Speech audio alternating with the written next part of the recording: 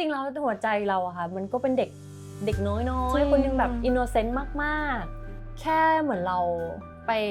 บอกเขาเองว่าแบบจริงๆพวกเราอะคุยกับตัวเองค่อนข้างบ่อยเราทำโทษตัวเองก็บ่อยเราทำร้ายจิตใจเราก็บ่อยเราไปชื่นชมเขาก็บ่อยเหมือนกันจนบางทีเขาอาจจะเหลิงก็ได้อะไรอย่างเงี้ย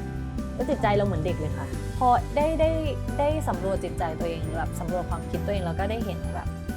อย่าทำเลยอะไรเงี้ยสงสารตัวเองนี่ไงเมตตาต่อตัวเอง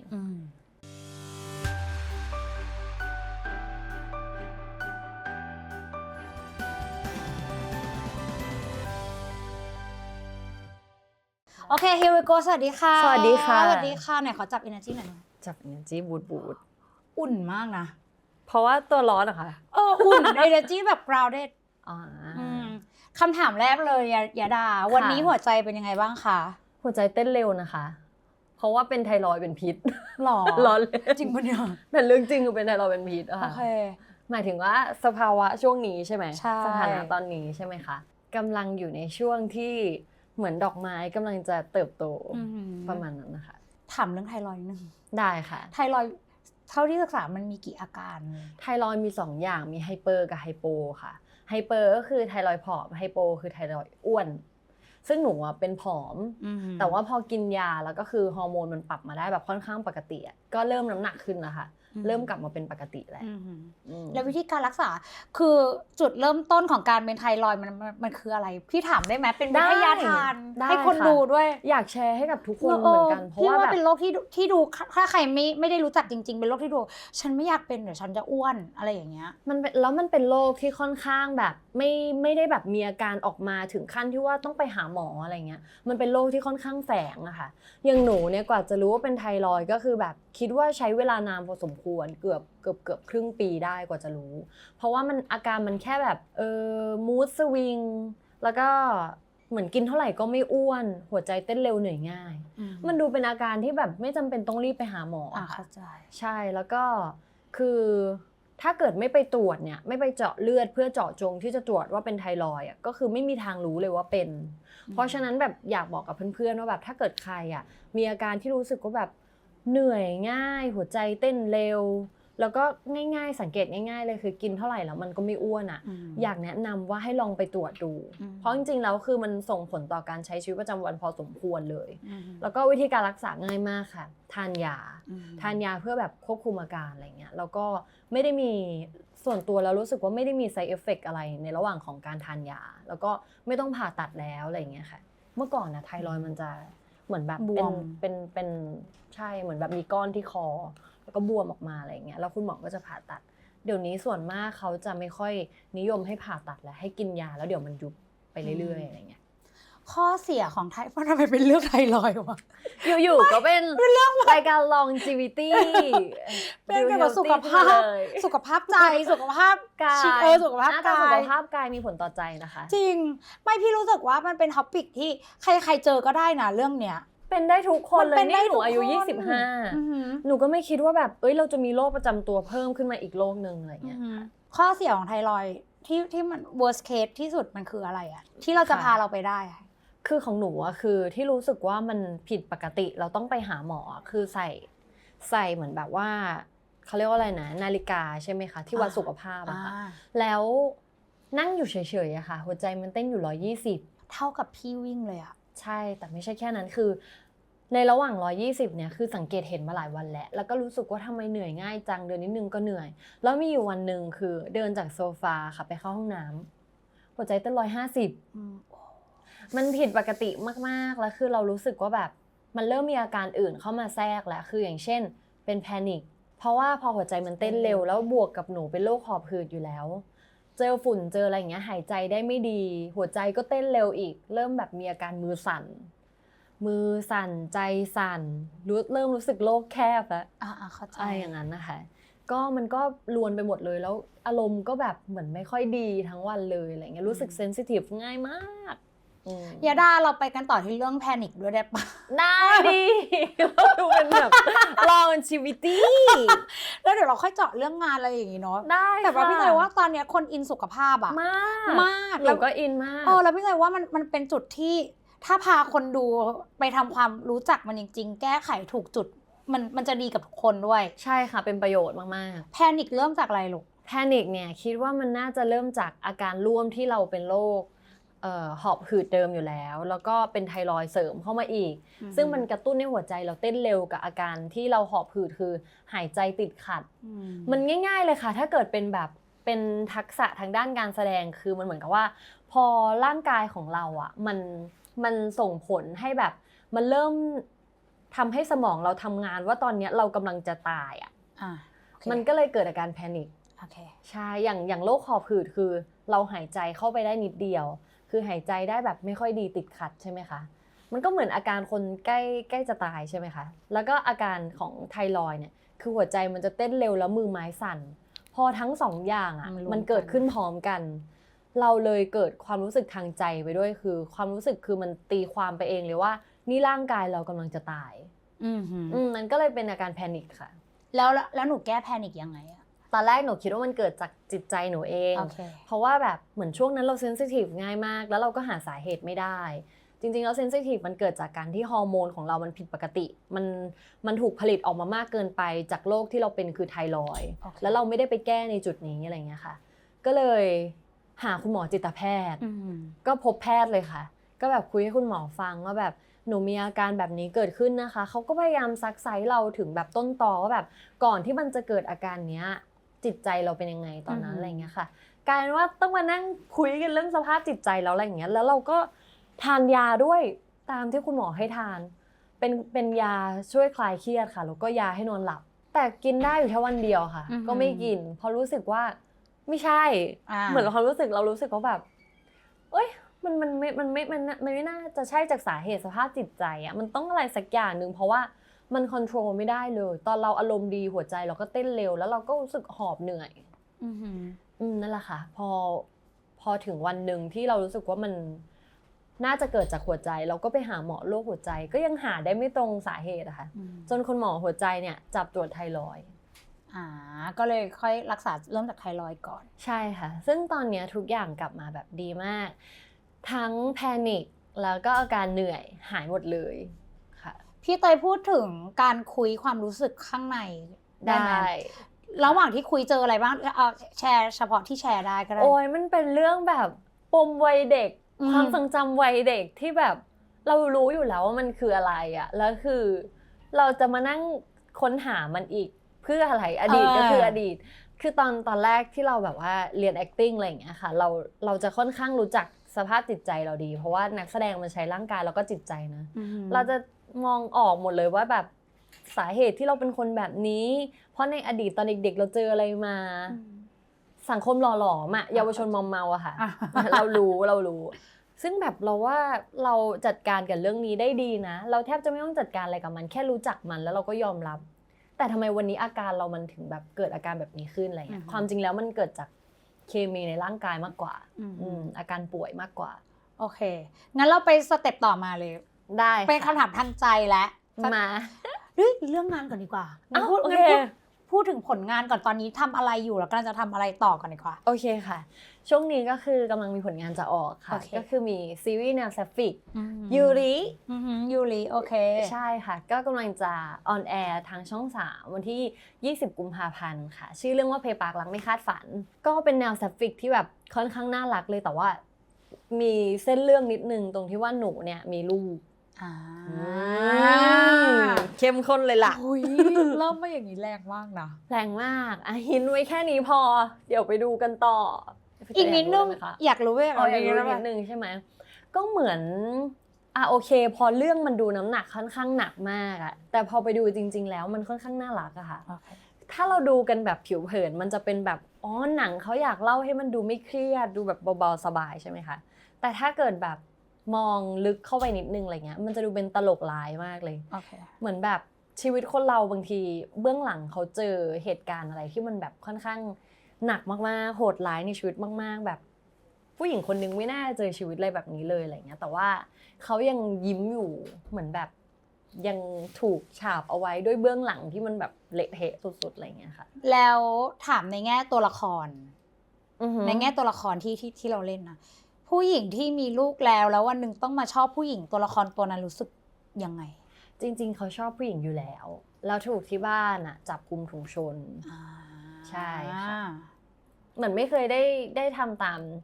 ในสิ่งที่ตัวเองแบบเป็นเลยหมายถึงว่าไม่ได้ทำตามหัวใจตัวเองเลยไม่ได้มีความรักในแบบที่เราอยากมีความฝันว่าอยากจะแบบมีความรักแบบนั้นแบบนี้รูปแบบนี้อะไรอย่างเงี้ยแต่ก็ไม่ได้ทำตามในสิ่งที่ตัวเองอยากทำเพราะว่าด้วยเงื่อนไขต่างๆอะไรอย่างเงี้ยค่ะแล้วก็มาพบรักกับผู้หญิงตอนที่แบบเรามีลูกแล้วโอเคใช่แล้วการมีลูกเฮ้ยถามได้ใช่ไหมถามได้ค่ะการมีลูกเป็นอุปสรรคต่อตัวละครไหมอะถ้าอุปสรรคทางแบบจิตใจอะมันก็มีบ้างนะคะเหมือนกับว่าพอเรามีลูกเข้ามาปุ๊บอะมันจะมีอีกหนึ่งห่วงให้เราต้องห่วงอะไรอย่างเงี้ยแล้วก็มันเป็นเรื่องของแบบการที่กังวลมากว่าแบบเขาจะยอมรับไหมในแบบในเงื่อนไขเราที่เราเป็นแบบนี้มาตั้งแต่ตอนแรกอะไรอย่างเงี้ยมีเคสสตั๊ดดี้ตอนก่อนแสดงมีเคสสตั๊ดดี้ให้เราได้สัมภาษณ์บ้างไหมแบบเป็นเลฟอะค่ะเป็นโรลโมเดลใช่ไหมใช่มีไหมแทบจะไม่ได้ไปหาเลยค่ะเพราะว่ารู้สึกว่าแบบอยากเดินทางไปกับตัวละครตัวนี้แบบจริงๆอะไรอย่างเงี้ยเพราะว่าถ้าเราไปดึงเอาความคิดเห็นของคนอื่นมามันจะถูกจัดแล้วด้วยความคิดเห็นของคนนั้นอะไรอย่างเงี้ยค่ะก็เลยแบบมาเรียนรู้มารู้จักกับตัวละครนี้เองแล้วก็เดินทางไปกับเขาเลยความงดงามที่เราได้ศึกษาคาแรคเตอร์เนี่ยถ้าไปถามว่าความงดงามของตัวละครเนี่ยความเป็นมนุษย์ที่มันเจ๋งมากๆของตัวเนี่ยคืออะไรความเป็นมนุษย์มากๆเลยอ่ะคือคนที่เวลาเราเจอปัญหาเจออุปสรรคแล้วอะไรเงี้ยแล้วมันไม่ยอมแพ้อ่ะมันคือคนที่แบบว่าพยายามมีชีวิตอยู่ได้ด้วยแบบ2 มือ2 ขาของตัวเองอ่ะยืนได้ด้วยตัวเองอ่ะมันแบบมันมีความเป็นมนุษย์มากที่เขาพูดว่าอะไรนะอัตหิอัตโนนาโถอ่ะตนเป็นที่พึ่งของตนอ่ะแล้วเรารู้สึกว่าแบบในตัวละครเนี้ยมันสอนเรามากจริงๆเลยอะว่าแบบเวลาเราเจอปัญหาอะไรจริงๆแล้วมันต้องรับผิดชอบในสิ่งที่มันเจอได้ด้วยตัวของเราเองอะไรเงี้ยไม่เอาความสุขของเราเป็นที่พึ่งของใครด้วยเราต้องแบบ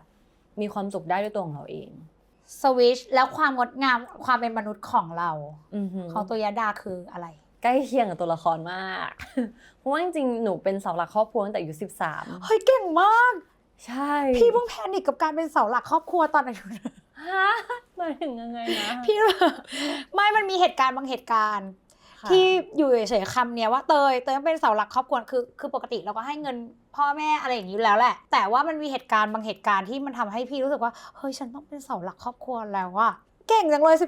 13เพราะอะไรทำได้ไงอะคือเหมือนคุณพ่อคุณแม่แยกทางกันแล้วหนูก็เหมือนแบบพอเริ่มเข้ามาในวงการแล้วเรากลายเป็นว่าเราต้องให้คุณแม่เขาออกจากงานที่เขาเคยทำเพื่อมาดูแลเราแล้วเราก็กลายเป็นว่าจากตอนแรกที่คุณแม่เป็นเสาหลักครอบครัวอะไรอย่างเงี้ยกลายเป็นว่ามาเป็นเราแทนใช่ค่ะเราก็เลยต้องยอมรับเงื่อนไขเนี้ยไปโดยแบบที่ตอนนั้นไม่รู้สึกขัดขืนเลยอะค่ะเพราะตอนนั้นอยากทำงานนี้หมายถึงว่าแบบรู้สึกมีแพชชั่นกับการแสดงแบบมีความสุขมากจะเงื่อนไขอะไรก็ตามไม่สนเงินอะไรไม่เอาจะเล่นอย่างเดียวจะทำการแสดงอย่างเดียวอะไรอย่างเงี้ยค่ะจนแบบพอเราเริ่มโตขึ้นมาปุ๊บอะแล้วเราแบบว่าเริ่มเห็นความเหน็ดเหนื่อยอะเห็นความจริง เห็นความจริงใช่ค่ะแล้วมันก็เจอกับแบบหลายๆอย่างที่แบบว่าเฮ้ยมันเริ่มจิกกัดหัวใจเราแบบมันเริ่มเล่นงานเราแล้วอะไรเงี้ยหัวใจเราเริ่มรู้สึกบั่นทอนแล้วจากสิ่งที่เราทำอะไรเงี้ยค่ะมันกลายเป็นว่าเราต้องยอมรับกับสภาพความเป็นจริงที่เราเจอแบบสิ่งที่เรากำลังเผชิญอยู่แต่ก็เป็นคนค่อนข้างมองโลกในความเป็นจริงอะค่ะแบบรู้สึกว่าโอเคในสิ่งที่มันเกิดขึ้นในเมื่อมันเกิดขึ้นแล้วเราต้องเจอกับเงื่อนไขนี้แล้วเราก็ต้องยอมรับในสิ่งนี้แล้วก็ต้องเดินต่อไปเหมือนกับตัวละครเลยพี่อยากรู้มันจะมีคำหนึ่งที่ทุกคนชอบแชร์กันอะ The Bag ใช่ The Bag การเป็น The Bag โอเคบางคนการเป็น The Bag บางคนยินยอมแล้วก็ไม่ได้ยินยอมแต่การเป็น The Bag ความสวยงามของคำว่า The Bag คืออะไรคืออย่างนี้นะ The Bag เนี่ยมันไม่ใช่ว่าเราแบบแบกโลกทั้งใบอยู่คนเดียวเลยอะไรอย่างเงี้ยสำหรับตัวหนูอะคือก็เรียกว่าเป็น The Bag ในพาร์ทนึงละกันของครอบครัวแต่เราไม่ได้แบบว่าแบกซะทุกเรื่องเลยอย่างบางเรื่องเนี่ยที่เรารู้สึกว่ามันเป็นความรับผิดชอบของใครคนใดคนหนึ่งอะไม่ว่าจะเป็นครอบครัวพี่น้องพ่อแม่อะไรอย่างเงี้ยหรือเป็นเรื่องของความรู้สึกที่แบบว่า บางทีเรารู้ว่าถ้าเกิดเรารับมาแบกเพิ่มอีกอะตัวเราเองอะจะไม่ไหวเราก็ทำตัวนิ่งๆเฉยๆบ้างก็ได้แล้วเราก็แบบว่ารับผิดชอบในพาร์ทที่เราควรที่จะต้องทำในสิ่งที่เราเห็นว่าทุกคนเขาอาจจะแบบว่าไม่สามารถทำพาร์ทนี้ได้แล้วสำหรับหนูคือหนูจะเป็นคนที่แบบว่าจัดแจงให้กับทุกคนเลยว่ารับผิดชอบนี้นะคะอันนี้นะคะนี่นะคะของทุกคนหนูทำอันนี้เราก็จบกันอะไรอย่างเงี้ยแล้วหนูก็จะไปทำตามในสิ่งที่เรารู้สึกว่าแบบเรามีมิชชั่นนี้อยากให้มัน complete แล้วเราก็ทำตามในสิ่งที่เราอยากจะทำเป็นเส้นทางของเราส่วนเขาก็ทำตามหน้าที่นี้นะที่เราแบบมอบหมายไว้ให้แล้วหนูไม่ได้แบบว่ารับทุกอย่างมาแบกขนาดนั้นอะไรอย่างเงี้ยค่ะโอเคพี่เต้ยจะมีคำว่าความให้อยู่ข้างหน้าความรักความสงบความเมตตาแล้วแต่เราเรียงมา3 ข้อความไหนที่สำคัญต่อชีวิตเรามากที่สุดความเมตตาณเวลานี้ความเมตตาค่ะความเมตตาเนี่ยสามารถที่จะให้มันเกิดได้ทุกความเลยที่พี่เตยพูดมาเมื่อกี้เนี่ยทั้งความสงบทั้งความรักความสามัคคีความขยันไหมก็ขยันได้ถ้าเราเมตตาคือหนูรู้สึกว่าความเมตตามันเป็นสิ่งที่หนูยังพยายามที่จะให้ตัวเองอ่ะมีเมตตาไม่ใช่แค่กับคนอื่นแต่ต้องเมตตาตัวเองด้วยเหมือนกับว่าเวลาที่เราจะอยู่บนโลกนี้ได้อย่างมีความสุขอะค่ะถ้าเราเมตตาคนอื่นมากจนเกินไปจนแบบว่าลืมตัวเองไม่ได้เมตตาตัวเองอะเราอะจะไม่มีความสุขมันจะไม่เกิดความบาลานซ์ถ้าเราเมตตาตัวเองมากจนเกินไปแล้วก็ไม่เมตตาคนอื่นเลยนั่นคือการเห็นแก่ตัวหนูคิดว่าอันดับหนึ่งสำหรับหนูมันคือความเมตตาค่ะแต่ต้องเป็นความเมตตาที่อยู่ในความพอดีเข้าใจอันดับ2ล่ะอันดับ2เหรอหนูเป็นพวกเลิฟเวอร์ค่ะอันดับ2ที่ป๊อปขึ้นมาในหัวเลยเมื่อกี้มันก็คือความรักเพราะว่าพอมันมีความรักเกิดขึ้นแล้วอะทุกอย่างมันจะค่อนข้างง่ายอะค่ะเหมือนกับว่าเราจะไม่ได้เดินคนเดียวอยู่บนโลกใบนี้อย่างน้อยๆถ้าเราไม่มีใครอยู่รอบข้างถ้าเรารักตัวเองเป็นมันก็คือมีตัวเราเองอยู่เป็นเพื่อนเราโอเคความที่3ฉันทะแล้วกันความพอใจคือเวลาเราจะทำอะไรสักอย่างหนึ่งให้มันสำเร็จอะค่ะถ้าเราไม่ได้มีความรักหรือความพอใจในสิ่งที่เรากำลังทำอยู่อะสิ่งนั้นมันก็ไม่สามารถเกิดขึ้นได้แน่นอนมันก็ไม่มีทางสำเร็จก็เลยให้เป็นความพอใจเห็นไหมเลิฟเวอร์หมดเลยเลิฟเวอร์หมดเลยโอเคมี3ความที่ไล่มาพี่เตยว่ามันเป็นการครอบคลุมพื้นฐานการใช้ชีวิตให้อุ่นละกันให้มีความสุขละกันไม่หนูว่าทุกคนมีความสุขที่แตกต่างกันออกไปเนาะแต่หนูเลือกที่จะมีความสุขแบบทางนี้ถ้าวันนี้เราขับรถอยู่บนถนนจุดหมายที่เราอยากไปคืออะไรปลายทางเนี่ยมีไว้เกาะคร่าวๆแต่ว่าไม่ได้เอามายึดติดถึงขั้นที่ว่าแบบโอ้โหนอนกอดเพ้อฝันเลยว่าต้องไปถึงอะไรเงี้ยให้ความสำคัญกับแบบระหว่างทางมากกว่าจุดพักรถด้วยค่ะเหมือนกับว่าเคยเอาความสุขของตัวเองอะเกาะเอาไว้กับปลายทางแล้วรู้สึกว่าแบบเฮ้ยมันไม่มีความสุขเต็มที่อะเพราะมันยังไม่ถึงถ้ามันยังไม่ถึงก็แปลว่าเรายังไม่มีความสุขหรออะไรเงี้ยมันเกิดคำถามเนี้ยขึ้นมาในระหว่างทางที่กำลังเดินไปอะค่ะก็เลยรู้สึกว่าโอเคงั้นเราลองเปลี่ยนโฟกัสดีกว่ามาอยู่กับสิ่งตรงหน้ามาอยู่กับปัจจุบันก่อนมาอยู่กับตรงนี้ก่อนอยู่กับพี่เตยก่อนอยู่กับแบบบรรยากาศโดยรอบตอนนี้ก่อนอะไรเงี้ยแล้วก็ลองเอนจอยไปกับสิ่งนี้ก่อนไหมอย่าเพิ่งไปอนาคตเลยอย่าเพิ่งไปแบบปลายทางที่เราไปถึงเลยอะไรเงี้ยแต่ไม่ใช่ไม่มีเป้าหมายเลยนะคะมีเอาไว้เก็บไว้ในใจโอเคพี่ได้ถามถึงมุมมองความรักหน่อยได้การเชื่อในความรักคิดว่าความรักที่ดีต่อใจมันต้องเป็นยังไงหนูคิดว่านะความรักที่ดีต่อใจมันคือความรักที่แบบโอเคในพาร์ทของคู่รักแล้วกันเพราะว่าความรักมันมีหลายรูปแบบเนาะมันอาจจะไม่ใช่แบบคน2คนก็ได้มันอาจจะหมายถึงตัวเราเองหรืออาจจะเป็นครอบครัวหรืออาจจะแบบโลกกว้างๆเลยก็ได้อะไรเงี้ยแต่ถ้าเอาเป็นแบบคน2คนดูจับต้องได้ดูแบบเหมือนคนมีแฟนอยากฟังคิดว่าถ้าเราเลือกที่เราจะรับผิดชอบหัวใจของใครอีกคนนึงแล้วอะมันอยากให้เตือนตัวเองว่าแบบมันไม่ได้มีแค่หัวใจเราแล้วนะมันคือมีอีกหัวใจนึงแล้วอะไรเงี้ยฟีลเหมือนมีแฟนอะเฮ้ยชุ่มชื่นใจโอเคแล้วไงต่อหนูรู้สึกว่าโอเคเปรียบเทียบให้ฟังก่อนนะว่า ถ้าเกิดเราเลือกใครคนนึงแบบ เข้ามาในชีวิตเราแล้วอะไรเงี้ยแล้วเราเห็นแต่หัวใจของเราคนเดียวอ่ะมันทำร้ายอีกคนนึงได้ทุกวี่ทุกวันเลยนะจริงหายใจก็คือทำร้ายกันแล้วอะไรเงี้ยแต่ถ้าเกิดเรารู้ว่าแบบวันนี้เรามีอีกหัวใจนึงแล้วอ่ะ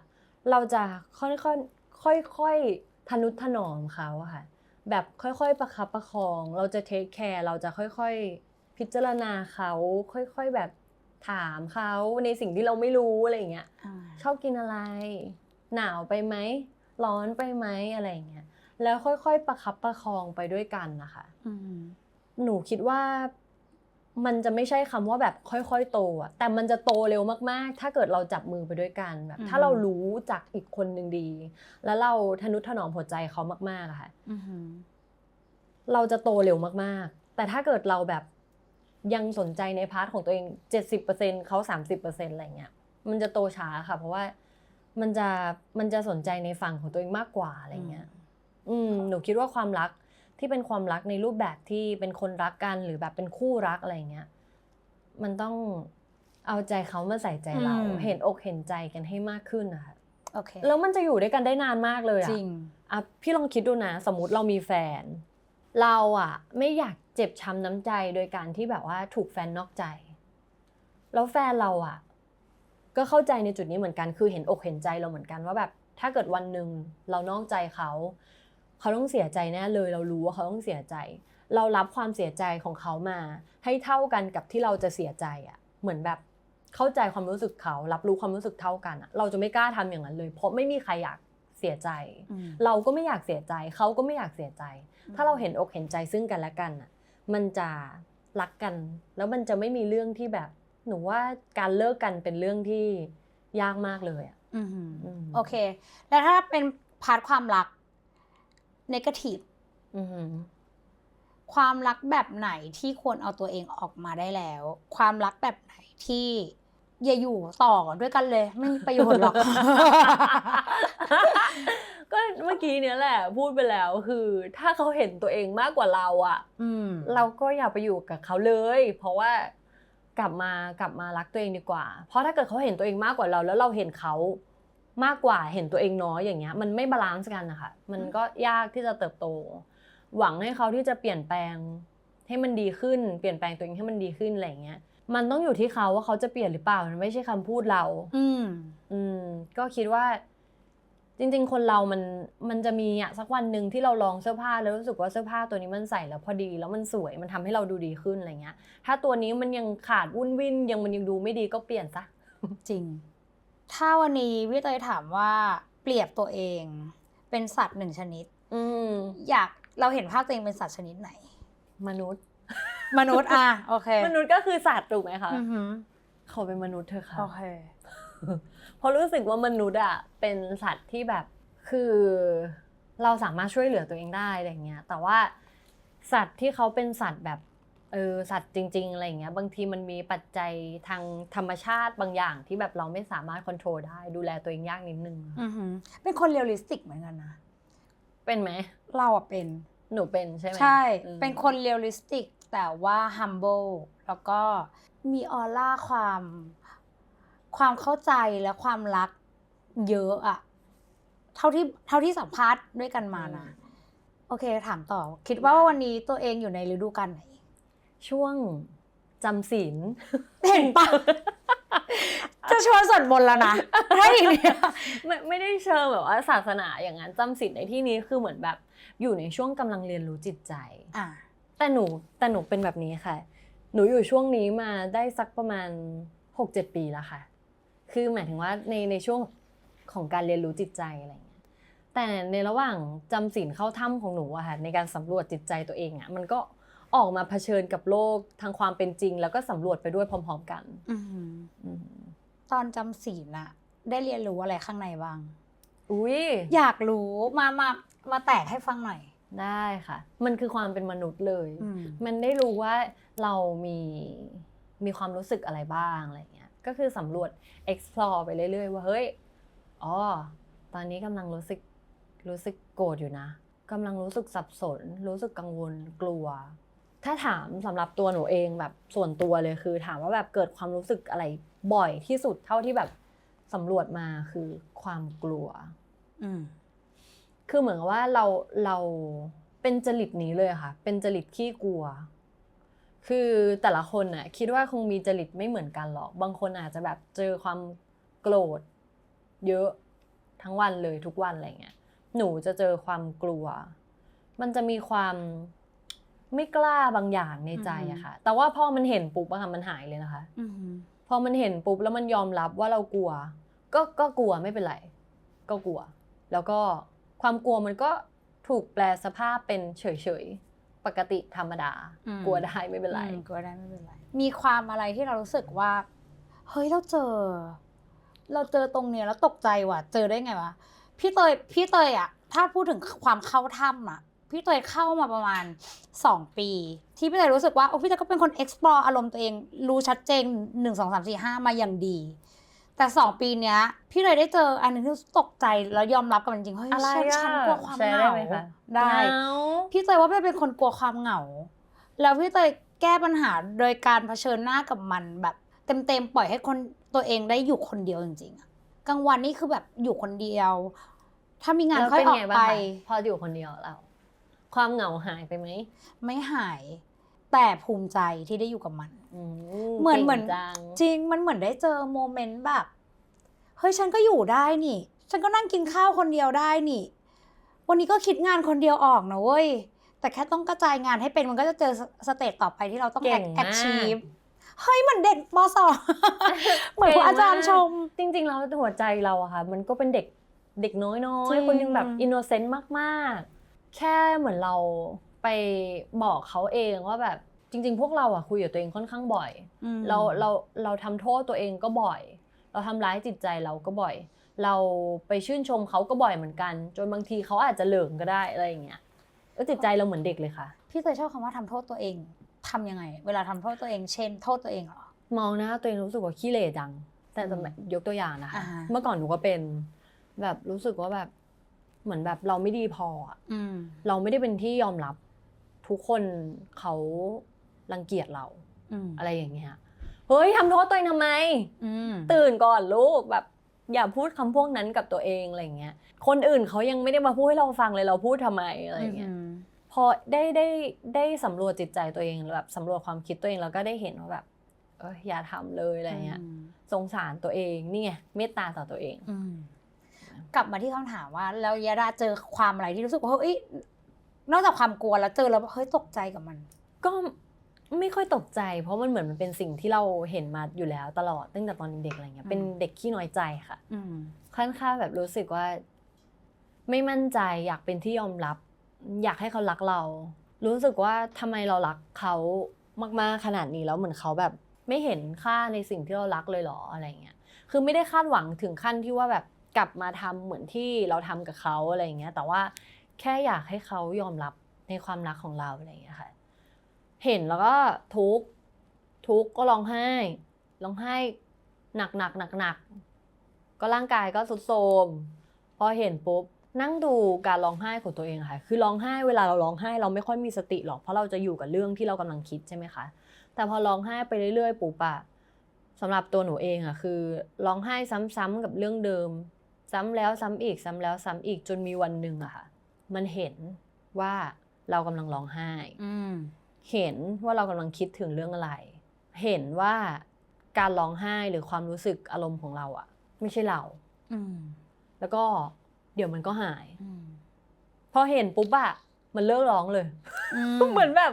เสียงอะยังร้องอยู่ค่ะแต่ว่าความรู้สึกข้างในอะอ้าวไม่ร้องแล้วนี่แล้วก็พยายามให้ตัวเองทำท่าให้ดูเหมือนร้องพยายามทดสอบตัวเองอ้าวร้องอีกสิอะไรเงี้ยอ้าวไม่ร้องเว้ยเหมือนแบบพอเห็นว่ามันร้องมันไม่ร้องอะค่ะพี่เตยเหตุการณ์เนี้ยพี่เตยเคยเกิด1 ครั้งอันนี้ขอแชร์ค่ะตอนม.6 ยังจำได้อยู่เลยร้องไห้เพราะว่ารู้แฟนไม่รักคือคำว่าไม่รัก in real world คือไม่รักจริงๆเรามัวแต่ตั้งคำถามว่าทำไมเขาทำอย่างนี้ทำไมเขาไปมีชู้ทำไมเขามีคนอื่นทำไมแล้วเรารู้สึกว่าไม่ใช่ม.6 sorry ตอนอยู่มหาลัยแหละ เดี๋ยวสลับไทม์ไลน์เลย เดี๋ยวคน แล้ว งง มี ว่า แฟนหลายคนด้วย แล้วเดี๋ยวเขางงว่ากูเหรอวะอะไรอย่างเงี้ยเอาง่ายๆคือตอนมหาลัยมั้งร้องแล้วจำได้ร้องต่อหน้าพระร้องจนอยู่หยุดแบบน้ำตามันสต็อปเองอ่ะพอไปเจอคำหนึ่งคือ วันนี้เขาไม่รักเธอแล้ว แล้วมันจบอ่ะมันจบ ยอมรับได้ ยอมรับแต่ว่าเสียใจแต่มันเป็นการยอมรับที่ เรารู้แล้ว ว่าทำไมเขาทำอย่างนี้เพราะเขาไม่รักเราแล้วไง ม แล้วมันง่ายมากมันเป็นการจบทุกอย่างที่เรียบง่ายที่สุด คือการยอมรับความจริงแบบไม่มีคำถามอะไรจะต้องหลอกตัวเองอีกแล้ว พอถึงเวลาพี่แต่ว่ามนุษย์มันจบที่เส้นบางๆคือยอมรับความจริงได้เมื่อไหร่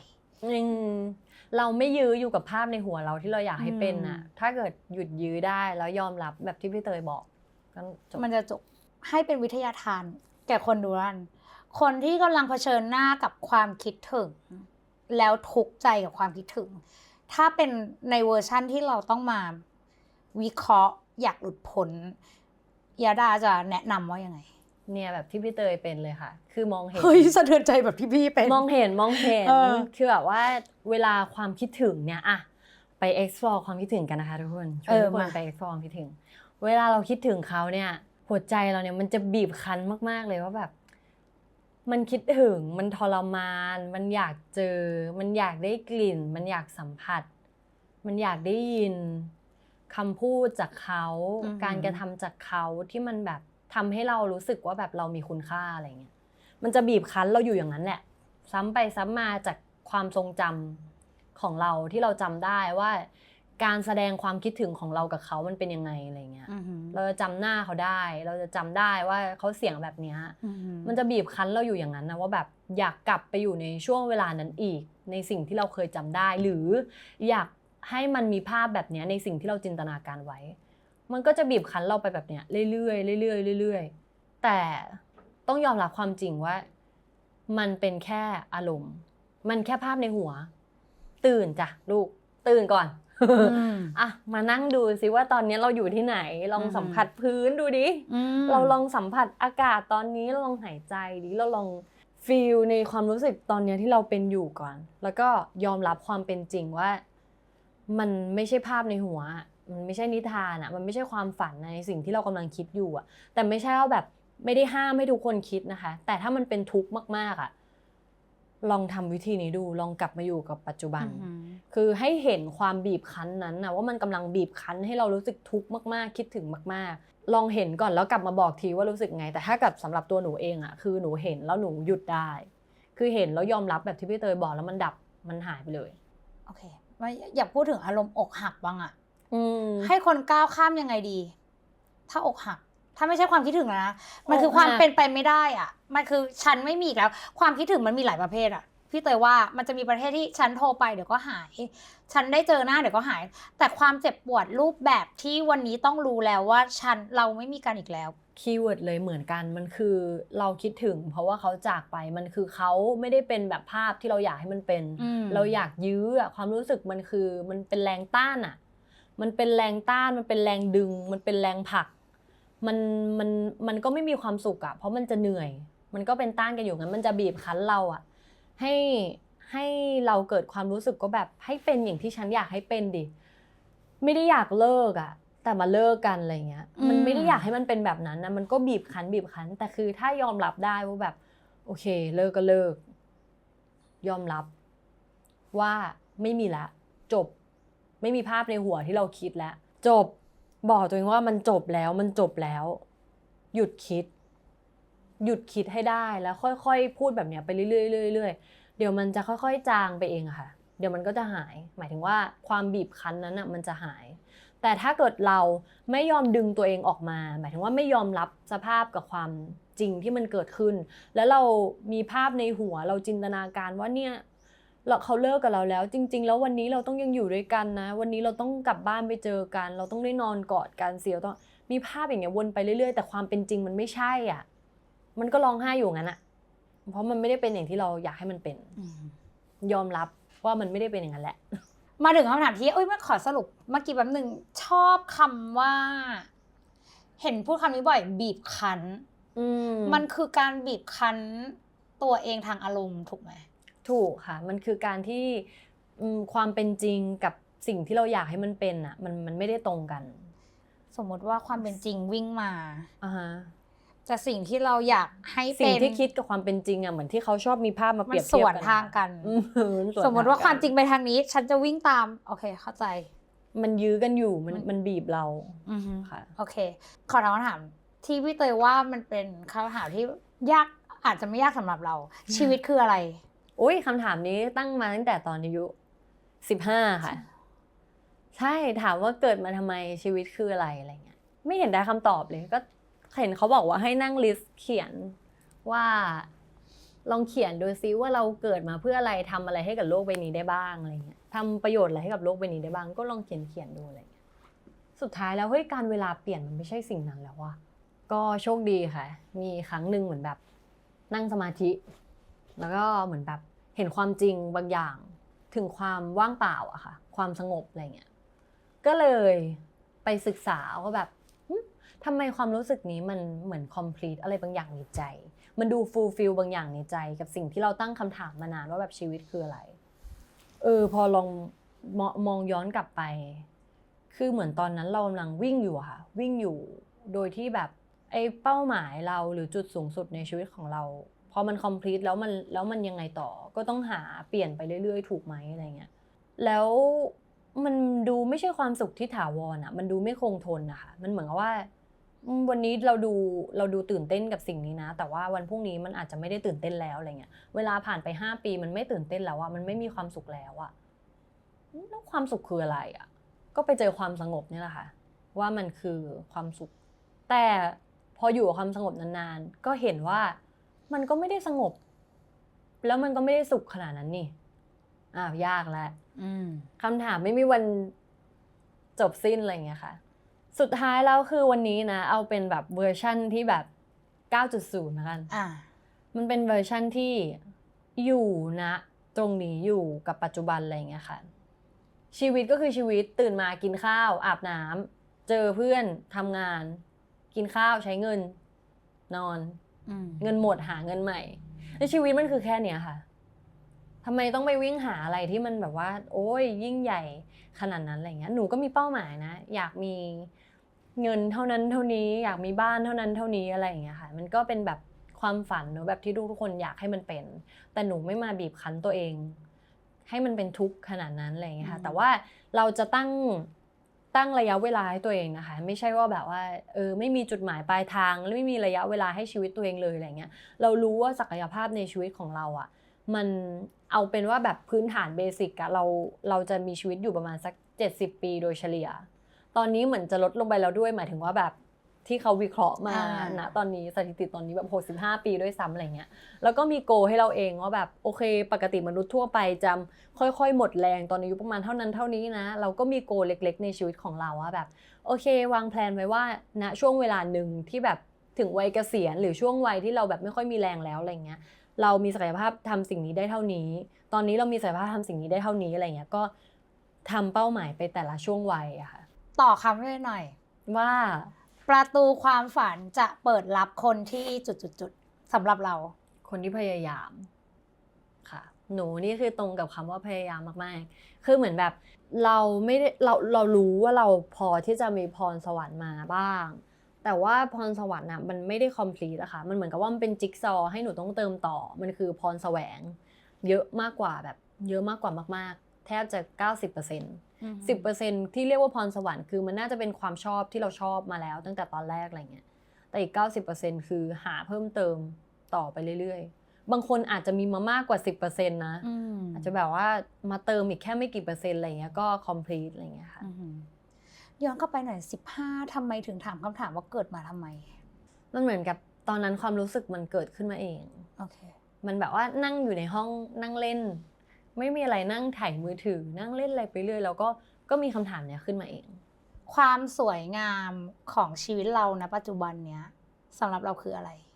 มองเห็นทุกอย่างตามความเป็นจริงนะคะทุกอย่างรอบตัวมันก็สวยงามในแบบของมันเป็นอะไรเงี้ยใบไม้สีเขียวต้นไม้สีน้ำตาลสีสันที่แบบเจอในชีวิตอะไรเงี้ยมันก็สวยงามในรูปแบบของมันไม่จำเป็นต้องเพอร์เฟกต์ก็ได้อะไรเงี้ย ตัวเราเองยังไม่เพอร์เฟกต์เลยอะไรเงี้ยค่ะยอมรับในธรรมชาติในรูปแบบของมันอะไรเงี้ยค่ะเวลามีอารมณ์โกรธ handle อารมณ์โกรธยังไงบ้างก็โกรธแฟดเลยค่ะก็โกรธไปก่อน โกรธได้คนเรามันมีอารมณ์โกรธได้ค่ะแต่ว่าต้องไม่ทำร้ายคนอื่นก็พยายามยับยั้งสติเอาไว้นะอย่าใช้คำพูดของเราไปเป็นมีดแทงเขาอะไรอย่างเงี้ยค่ะแล้วก็อย่าใช้คำพูดมาเป็นมีดแทงตัวเองเหมือนกันอะไรอย่างเงี้ยค่ะมันก็บางทีมันก็โกรธคนอื่นบางทีมันก็โกรธตัวเองโกรธสถานการณ์โกรธอากาศโกรธอะไรอย่างเงี้ยค่ะมันก็โกรธได้ทุกเรื่องแต่ว่าแค่อย่าทำร้ายตัวเราเองและอย่าทำร้ายคนรอบข้างค่ะมันต้องมีขอบเขตในทุกห่วงอารมณ์ที่เจออ่ะอันนี้ที่เราคุยกันเรื่องเข้าถ้ำอ่ะ2 ปีที่ไปเข้าถ้ำมาเป็นไงบ้างพี่เตยว่าอารมณ์ที่น่ากลัวที่สุดของพี่เตยคือความโกรธโอ้ มันน่ากลัวมากใช่ มันน่ากลัวมากมันคอนโทรลยากสุดช่วงอกหักเคยไล่สเตจอารมณ์ตัวเองโดยการเอาตัวเองมายืนอยู่ต่อหน้าความจริงจำได้เลยว่าไป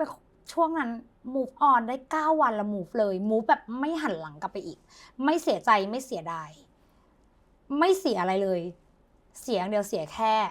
ความทรงจำข้างหน้าที่จะทำร่วมกันไม่มีแล้วแต่ไล่สเตจประตูบานแรกที่เจอคือโหเสียใจจนไม่มีน้ำตาแล้วว่าร้องไห้เช้าจนเย็นประตูบานที่2คือเพื่อจะเดินไปถึงว่าคำถามที่เกิดขึ้นในใจว่าทำไมเขาทำต้องตอบให้ได้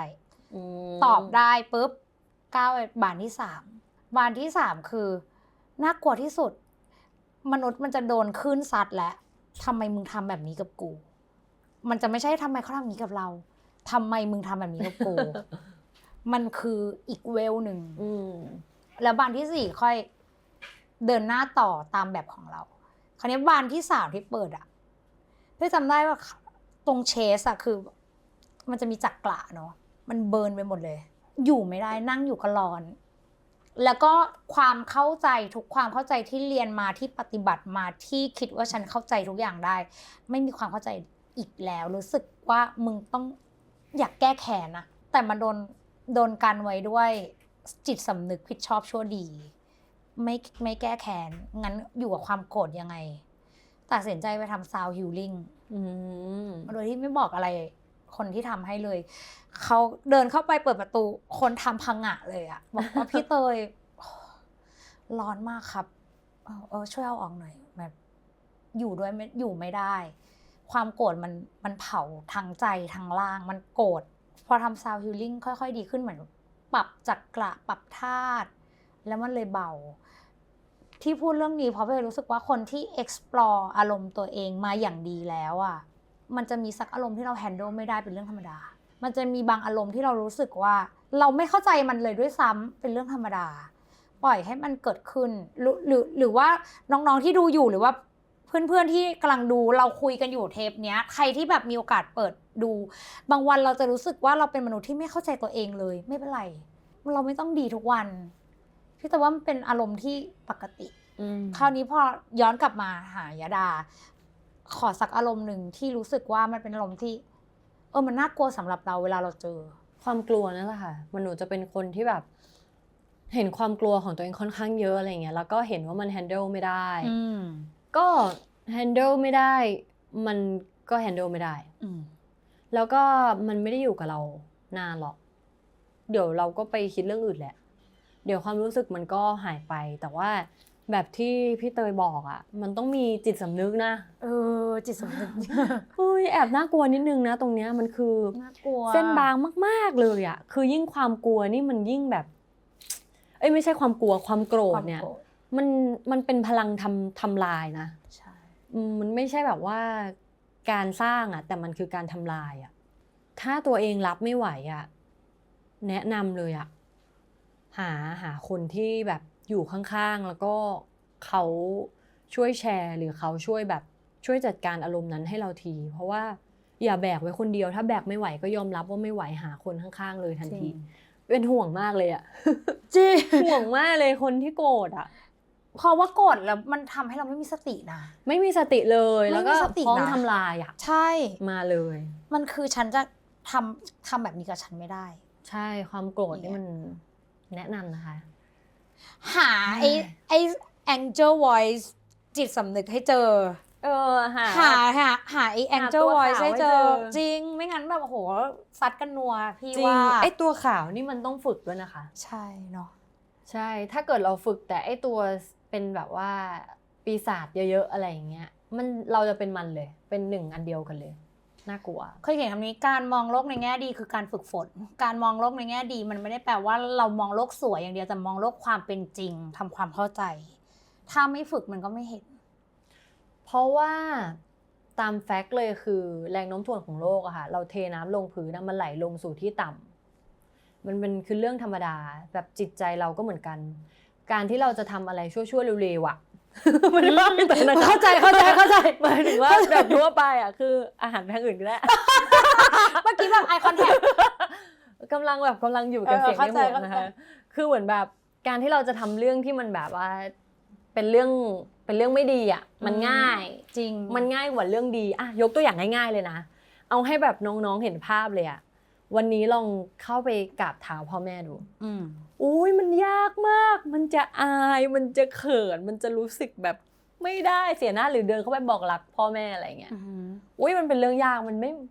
นยากค่ะมันดูฝืนอ่ะมันดูแบบไม่เราเคยเป็นเด็กดื้อไม่เราจะไม่ทำอะไรเงี้ยค่ะมันจะค่อนข้างแบบดูแบบต่อสู้กันอะไรเงี้ยดูต่อต้านกันในใจอะไรเงี้ยค่ะแต่ว่าให้ค่อยๆฝึกค่อยๆฝึกแล้วเดี๋ยวมันจะชินแต่ทำเรื่องสมมติเพื่อนชวนไปกินเหล้าลองกินเหล้าดูดิยืนแก้วให้อุ้ยมันหยิบง่ายมากเลยนะหรือแบบว่า